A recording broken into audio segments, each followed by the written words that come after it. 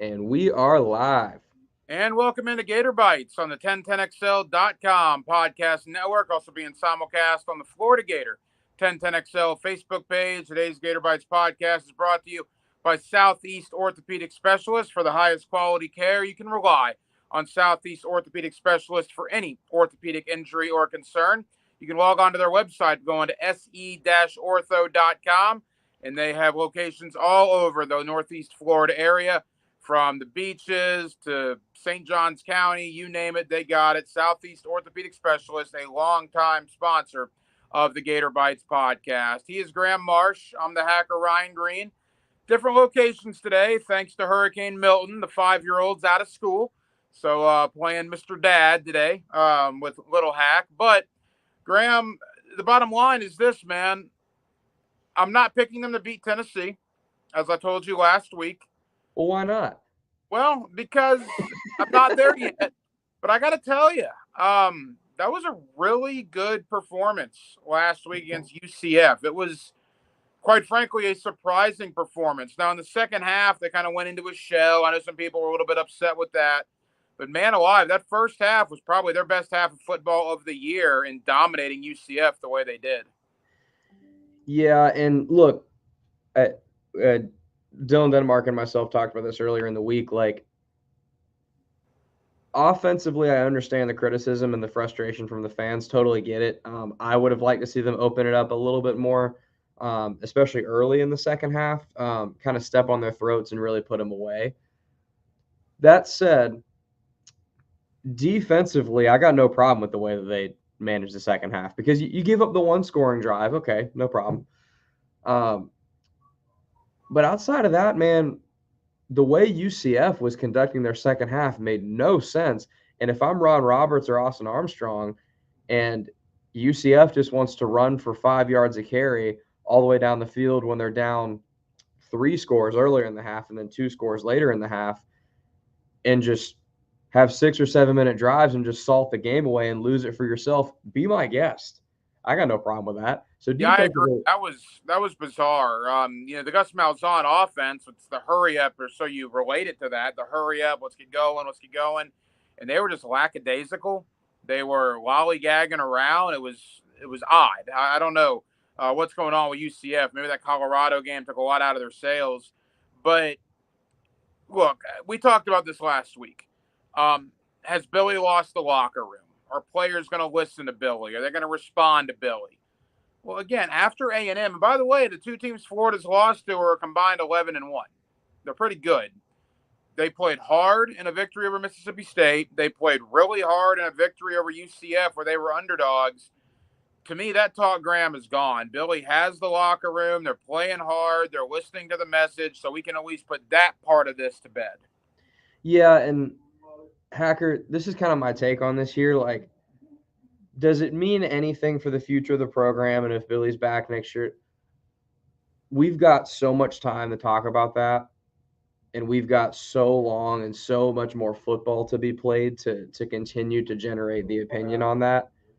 What I think the Mississippi State and the UCF performances earned him, if anything, is at least the ability to say, okay, we've got a lot of ball left in the season. The season's not even halfway over yet. He's at least earned the right to let us just sit back and just watch more football for a little while, and not every single time the Gators take the field and every single play seemingly have it dictate if Billy Napier is going to be the coach next year. I don't know if he's going to be the coach next year. You don't know if he's going to be the coach next year. Nobody really knows. Billy Napier doesn't know if he's going to be the coach next year. Nobody really knows that right now. But it was so ugly earlier in the year. And to your point, those two teams, Miami and Texas A&M, seem to actually be pretty decent ball clubs. But they've at least righted the ship enough to where it doesn't have to be pitchforks and torches every single week. Right. In my opinion. And look, Tennessee's a good team. They're going to be out for blood. They're pissed off because they lost last week. I don't know if I'm breaking any news to you here, Hack, but that Tennessee fan base doesn't like the Florida Gators. They're not super fond of them. So, look, going to be the only super hostile crowd they faced so far this year. Mississippi State they've been kind of a dead program all season, and Florida's been home besides that. really, really hostile, loud, tough crowd for the first time this year, and a really good football team that wants to beat the hell out of you. So this, you just mentioned talking about how this locker room plan for Billy and how much they're showing. This week's gonna answer a lot of those questions for that, in my opinion. I don't think they're gonna win the game, but how do they look? Do they have some heart? Do they have some fight? Are they making plays in the second half? That type of thing. I do think there is something to be said too for no one giving you a chance to win, and we'll get to that in a moment. Is enough being made of how well Graham Mertz is playing? I mean, we're all talking about Lagway, and he's playing phenomenal too. Keep in mind, they were without Trey Wilson the last 2 games. Graham Mertz has been very good. DJ Lagway has been very good. I mean, I think the last 2 games combined, what are we talking, like 8 or 9 total incompletions for both guys? I mean, now you get Trey Wilson back, you get Aiden Mizell back, albeit a different beast, Tennessee compared to Mississippi State and UCF. I understand that, but just I think we ought to show a little love. We've shown love for Lagway. How about a tip of the cap to Graham Mertz and the way he's played the last 2 games? Yeah, I completely agree. He's been and this dates back to last year too. Mertz has been a stable force at the quarterback position in trying times for Gator football. How often, Hack, in times that Gator football has struggled as much as they have this last year and a half, I would say, have you had someone put out that much production at the quarterback position and at least allowed you to have a competent, watchable product when the Gators have the ball?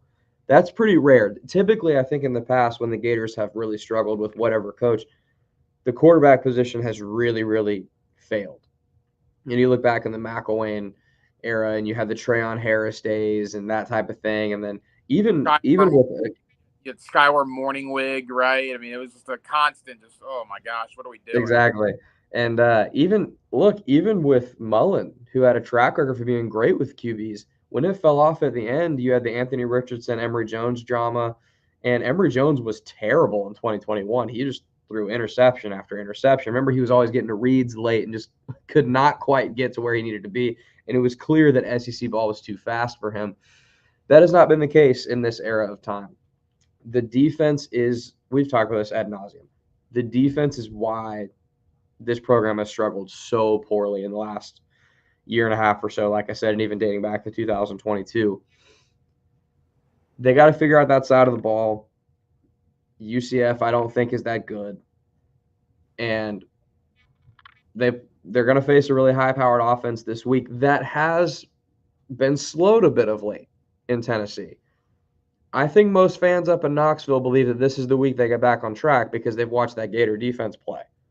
And they think, okay, well, this is going to be the Nico Iamaleava game. This is the game that we get that running game going. We get you downhill, and then we throw it right over your head once you start sending some extra pressure to try to stop our run game. Again, that's going to be a test. You know, I think I'm worried about guys like DJ Douglas, Hack. Not to pick on him, but that guy was out of position constantly against Texas A&M. He's a big reason that Texas A&M ran away with that game. Guys like that, guys on the front four that just sit there and get blocked for 5, 6, 7 seconds against good offensive lines. That type of stuff cannot happen. If that stuff happens, I got news for you. The Napier firing discourse is going to be right back at the forefront of the conversation next week. I mean, look, I agree. The defense has been bad, but to their credit, it was their best game of the year. It was 100%. You got to give credit where it's due. I agree with you. That UCF team can score. I mean, they were number 1 in the nation in rushing. I think number 2 in the nation in rushing coming into Gainesville. Only ran for like 108 yards, which for their standards is not very good. So the defense is coming off their best performance of the year. I like the way some of the young guys are looking. But yeah, of course. I mean, they're behind the 8 ball tomorrow night. You got a Tennessee team that lost to you last year. So a lot of them remember that game in Gainesville last year. There was that little scuffle. It's Billy Napier's only win over a rival. Right, and there was that little scuffle, exchanging of pleasantries on the field at the end of last year's game. You got a Tennessee team that just lost to Arkansas, so they're going to be pissed, right? At home on a Saturday night in front of 100,000, in front of Big Orange and Nealon. I mean, look, the Gators' backs are against the wall. I don't think I'm breaking any news here. There's not a lot of people picking Florida to win this game. What can't happen tomorrow night is like 1990. I know that's a little before your time, but longtime Gator fans will remember when Dale Carter returned the opening kickoff for a touchdown and Tennessee wins the game 45-3. That can't happen. If that happens, that's a problem. But tomorrow night, Graham, I mean, look, call it a loser's mentality, call it what you want. I call it more reality, right? I like to live in a reality-basic world. If Florida loses the game 34-21 and the Gators are competitive, maybe Tennessee scores a late touchdown with 5 minutes to go to put it away, honestly, how can you be upset about that if you're a Gator fan? I mean, and maybe some will, and I know some will, you know some will, but if you're being realistic about things, which is a crazy word with Gator fans, I think that's the kind of game this is going to be. I would take Florida in the points. I think it's 15.5 right now. I would actually take that. I think Tennessee wins the game by 13 points, 10 points. If Florida gets a little lucky, I think it's 2 possessions. But you and Denmark will be doing your podcast tomorrow night. We'll be back here next week doing Gator Bytes previewing Kentucky. I think if Florida loses the game by 2 touchdowns or less tomorrow night, where they are compared to where Tennessee is, and knowing where the game is being played and all the other factors, I don't know how you can really be upset about that if you're a Gator fan. Yeah, I agree with everything you said, Hack. However, I understand a Gator fan frustration with that type of conversation and discourse from a macro perspective. Because from a macro, the argument is, okay, Billy Napier in year 3, we got to be at a better spot than this. But in the micro, for the here and now, you're absolutely right. For the way this current team is and the way they have been playing and how poorly the season started and all that, I honestly think the line is about perfect. To your point, I would even venture to say that that's probably about the barometer of how upset or not upset you should be about this game, right? If Florida beats the spread, then I feel like it's not too bad. If they lose by 10, to your point, Tennessee maybe puts it away 6-7 minutes left in the fourth, and okay, you live with it. If they get blown out by 24 or 31, then we're having a different conversation. Oh, it's much different. Yeah. We always talk about it's the way how the game looks, right? And it's going to be a lot of how the game looks tomorrow night. Quickly, Southeast Orthopedic Specialists brings you the Gator Bytes podcast every week, 1010XL.com and the Florida Gator 1010XL Facebook page. Visit their website, se-ortho.com. You can also hear the good Dr. Kevin Murphy of Southeast Orthopedic Specialists every Thursday morning with Jeff and Dan on the drill on 1010XL for his latest analysis with what's going on in sports with injuries and whatnot. And again, thank you to Southeast Orthopedic Specialists, their continued support for years and years and years here of the Gator Bytes podcast on the 1010XL.com podcast platform. There is something to be said, Graham, for us against the world, right? Backs against the corner. No one believes in us. No one thinks we're going to do this. That'll only get you so far. And I really wish Tennessee would have beaten Arkansas last week. I think the loss for Tennessee last week kind of complicates this a little bit.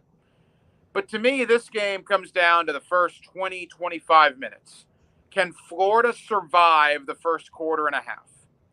Because Tennessee is going to run out of that Big T tomorrow on Saturday night primetime on ESPN with the hated Gators in town. And those 100,000 people are going to go bonkers.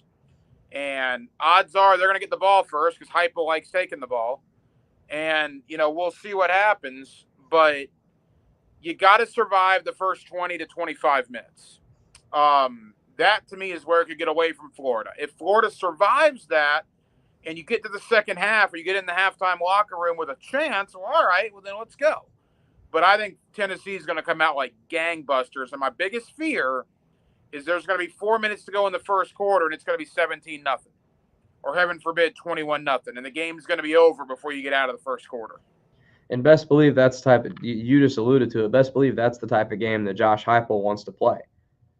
Heupel wants the ball. He wants 7-0 right away.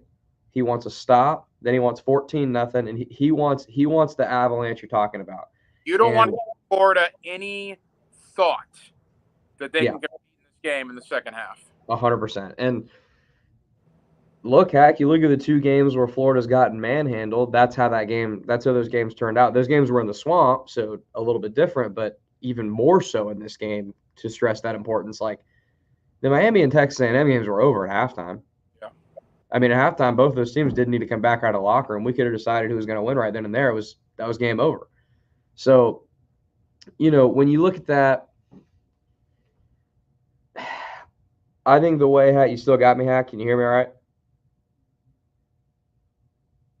All right, I think we lost Hacker for a minute. Oh, I still got you. Okay, you're back. What's the last thing you heard? Sorry, we're doing this live. A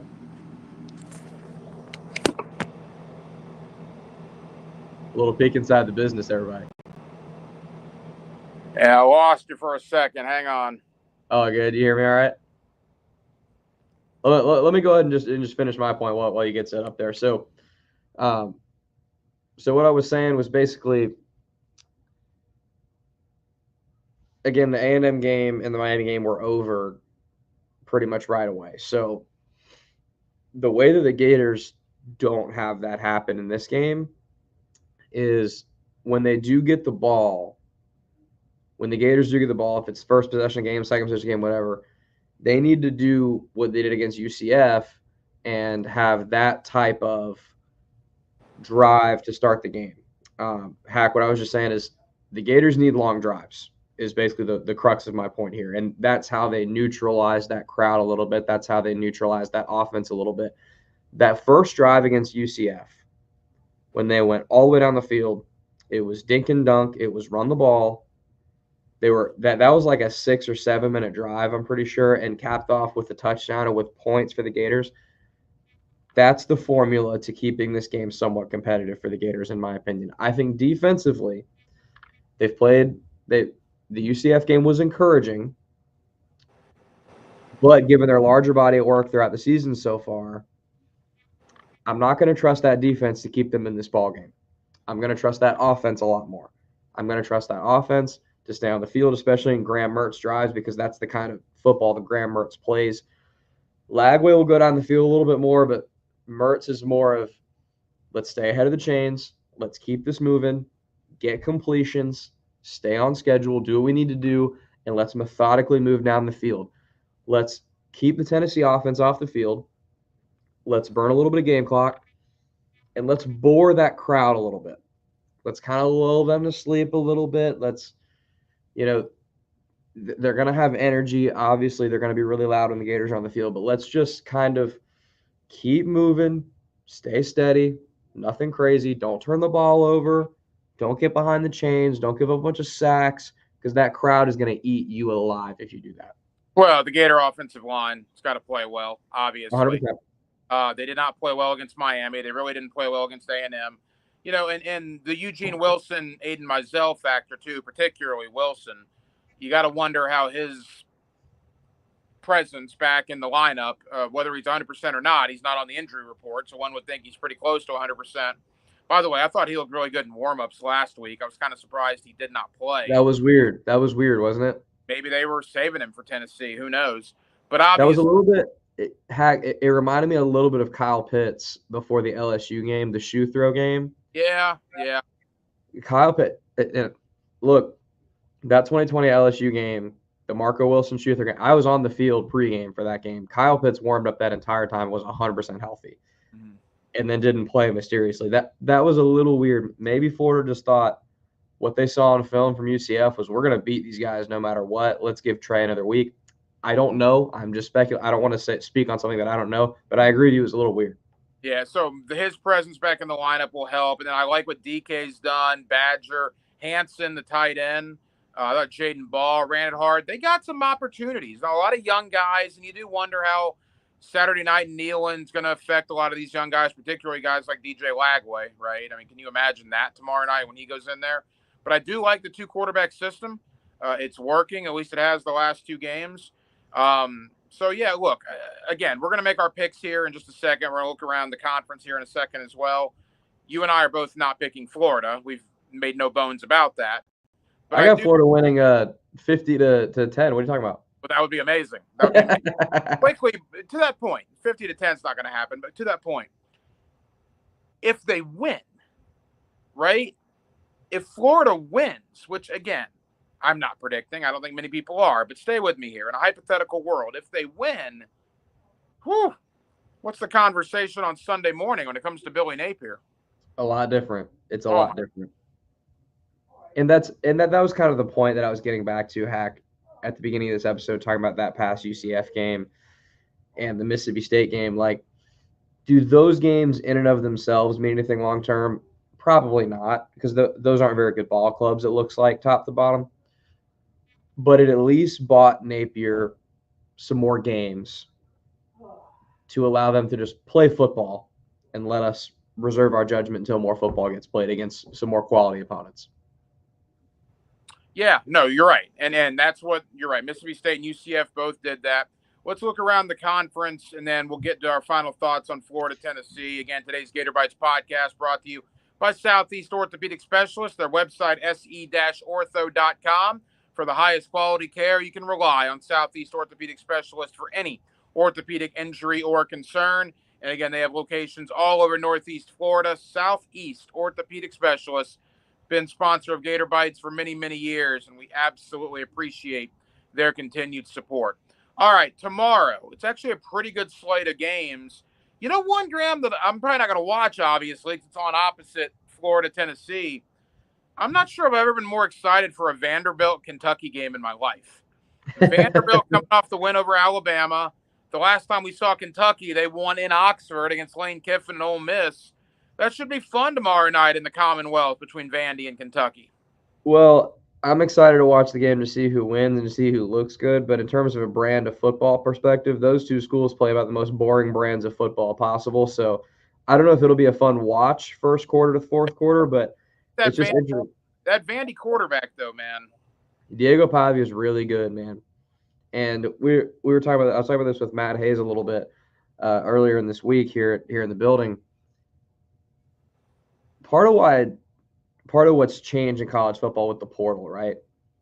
And it's a big reason that Vandy was able to win that football game against Alabama. Vandy had a couple of fluky things that got them that lead. And that happens from time to time when an underdog gets a pick six and stuff like that to kind of take a lead.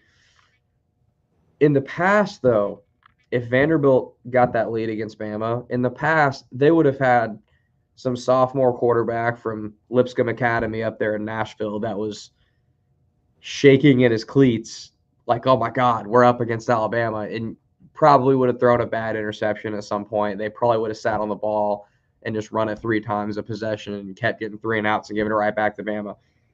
But with a guy like Diego Pavia, and you bring this to Florida with a guy like Mertz, these guys have played a lot of college football, dude. Yeah. These guys got a lot of college football under their belt, and these aren't guys that are going to, buckle in the face of a big opportunity like that. And I think that carries over. We'll talk about it a little more in a second, but that carries over a little bit to Mertz playing at Tennessee. So Vandy, Kentucky tomorrow night. The Texas State Fair, the Red River rivalry, whatever you want to call it. First time in the SEC for Texas and OU. Texas is the only undefeated team left in the Southeastern Conference, ranked number 1 in America. OU, talking to people that cover the league this week, boy, they just have quarterback issues. Auburn had no business losing that game in the fashion they did 2 weeks ago. OU's had a bye week to try to figure this out, but Graham, I like Texas kind of big tomorrow. I do too. Red River's weird. A lot of teams that weren't supposed to win in that rivalry have won in years past. But I agree with you. I'm taking Texas. There's too much on the line for Texas. They're too good. Quinn Ewers, they're getting back. Texas wins. It's closer because it's a rivalry. They win by 10. Alabama destroys South Carolina, right? Yeah, murders them. Where is that game? It's in Tuscaloosa, I think. Yeah. Oof. I feel for South Carolina. Man, I watched almost every snap of Ole Miss, South Carolina last week. That South Carolina offense is embarrassing, man. They can't do anything. No. Ole Miss has a good defense. They got Walter Nolan and former Gator Prince Iman Mielon on the line. They're nothing to sneeze at defensively. But, I mean, South Carolina couldn't put 3 plays together. Lenora Sellers is going to get eaten alive tomorrow, I fear.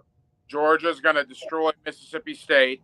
And then the game of the day, you mentioned Ole Miss, LSU and Ole Miss. I believe it's in Baton Rouge tomorrow. Well, that's a huge game, man. Huge game for both teams because both teams already have a loss. I don't know if I would call it necessarily an elimination game, but we're getting close to that conversation tomorrow for the loser of Ole Miss LSU. Who do you like? I like Ole Miss. In Baton Rouge? I just think they're a better team. Yeah, I like Ole Miss. It's not at night, is it? I think it probably is. I can't think of anything else that would be at 7:30 on ABC. Okay, then you might be right, but I still like Ole Miss. I think Ole Miss is they're better than they showed when they lost to Kentucky. In my opinion, I think that knocked them down a peg in the national perception, but I think they're still better than that overall. So that's the slate of SEC games. Obviously, nationally, Oregon, Ohio State is a gigantic game. It might be part one of a 2 or 3-part series between those two. Odds are they're probably going to see each other again in the Big Ten championship game. We'll see. Penn State could have something to say about that. But that's the big game nationally. And then that brings us back to Knoxville tomorrow night, 7 o'clock, ESPN. You'll hear it on 1010XL, Florida and Tennessee. I'll take the Volunteers. But again, it's a 15.5-point line. I would take the points if I was a betting man. I think Florida keeps it somewhat close, somewhat respectable. Give me 34-21 Tennessee, with Tennessee scoring late to put it away in the fourth quarter. But again, I think if it plays out like that, it's going to be hard to really criticize Florida a lot if they go in there and play hard and lose a hard-fought game in the fourth quarter. Yeah, I tend to agree. I want to address a comment really quick from YouTube that our guy Kevin Smith. We appreciate everybody watching right now and commenting and engaging with us. We really, really appreciate you guys. Following along with Gator Bytes, Hacker and I love doing this show, and we certainly love bringing this to you. So I'd like to address some of the comments if I see them, Hack. Kevin Smith from our Florida Gators 10th XL YouTube channel. Out of the 3 QBs playing tomorrow, Nico is currently the 3rd best. I'm going to have to respectfully disagree with you, Kevin. I do not believe that is the case. Nico's a good player, man. I know he struggled last week, and statistically, look, Nico's ceiling is far beyond Graham Mertz's ceiling. DJ Lagway and Nico, a little bit of a different conversation. We just haven't quite seen enough Lagway yet, or Nico, to be honest. We got to let them play more. Back to the general game. But real quick. I agree that Nico is probably better than Graham Mertz, but he wasn't last week. And I think UCF and Arkansas are probably fairly comparable, right? I mean, if UCF played Arkansas tomorrow, I don't know who wins that game. Arkansas might win, but it's a close game. So comparable defenses. Graham Mertz was very good against UCF.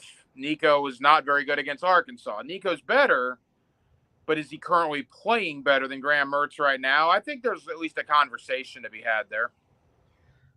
Would you rather have Nico Iamaleava on the Gators or the current Lagway Mertz rotation you got right now? Well, right. For the next 7, 8, 9 games or the next 2 or 3 years, I'd rather have Nico. Based on just what we saw last week, right? Based on what we saw last week and going into tomorrow night, it's probably closer than you would have thought at the beginning of the year with the way Mertz has played the last 2 games and the way Nico has played. By the way, Nico wasn't very good against Oklahoma either. He was all right, but he struggled against Arkansas, no question about that. Better player. Would take Nico tomorrow night. Just saying that it's not a massive difference because Graham Mertz, tell me a more accurate quarterback in college football the last 2 weeks against Power 4 competition than what Graham Mertz has been against Mississippi State and UCF. I'm not sure if there has been one. The dude's had like 5 incompletions in the last 2 games. Yeah, I hear you. It's a fair point. That completion percentage is a little bit inflated because it's been a lot of dink and dunk. Mertz has not gone down the field a whole lot. But to your point, you said earlier in the show, Hack, this rotation is kind of weirdly working because you get 2 straight drives of Mertz with high production, complete the ball, stay ahead of the chains, move the ball down the field, get completions. and then you come in and you bring a more explosive element with Lagway and potentially more of a willingness to go down the field. So it's kind of weirdly working out right now. We'll have to see against a really good defense like Tennessee's. I mean, James Pierce is probably going to give that offensive line problems tomorrow. The biggest problem, Graham, with the two quarterback thing, there was a time back in the day, DJ Shockley and David Green did this in Athens. And I'll never forget, it was the Gator game, Florida, Georgia. David Green had two good series. They brought Shockley in because they did it every time. When Shockley was a freshman, Green would get two series and Shockley would come in. And Shockley threw a pick six after Green was doing really well in those series. And that's your biggest fear when you do this. If Mertz has it cooking, but you have Lagway scheduled for series number 3 and Lagway throws a pick six, or if Lagway has it cooking and Mertz throws a pick, then this could go haywire a little bit. But at least in Mississippi State and at UCF, the two quarterback system has worked very well for Florida. Yeah, this happened in 2021, if you remember. They're early in the season, at least, they'd put Anthony Richardson in for some spells. And I'll never forget in the USF game, Florida played USF in Tampa. And Orlovsky said this on the broadcast because Dan Orlovsky was doing the game and he was asked, is this thing going to work for the Gators long term? And he said it works as long as both guys are having success, to your point. As long as Mertz and Lagway are both playing well, no problem. But the minute one of them starts to dip a little bit, but they're still getting whatever amount of reps they've been promised so far, then you're going to start to have issues. And it's going to be interesting to see what they do with that. And look, I don't want to speak this into existence, but tomorrow is definitely a game that could start to have some issues because, again, you got a really good defensive line you're running against. You're probably not going to run the ball quite as well as you did against UCF. And just going to be interesting to see kind of how that plays out and what's going to make the most sense after that moving forward if they do struggle a little bit. We ready to make some picks, Hack? Yeah. Do you take Tennessee points? Do you think Florida keeps it close? I like Florida against the spread because I think Tennessee wins by 10. Give me Tennessee 34-24. You and I have the same game. I have 34-21. You have 34-24. Both take Florida and the points for whatever that's worth. And again, we'll be sitting here next week, and I don't know if you can be upset with Florida if they play hard. If it's 45-3 like it was in 1990, that's a very different conversation. 45-3, we might be having some talks on Sunday. That's just where we are. It's week to week with Billy Napier. I hate that it's like that for him, but it just kind of is. But as long as you keep it respectable, as long as you're in the game in the second half, survive the first 20 to 25 minutes tomorrow night, make this thing a game that's decided in the second half, I don't think Florida fans can find much fault with that. Some will, because they've just given up on Billy, and it doesn't matter what he does. I think realistic Gator fans will appreciate the effort if Florida is able to do that. All right, Gator Bytes, Southeast Orthopedic Specialists brings it to you. Graham Marsh, I'm the hacker, Ryan Green. We'll be back next week, hopefully in studio, assuming there's not another storm. I don't have to watch the kindergartner.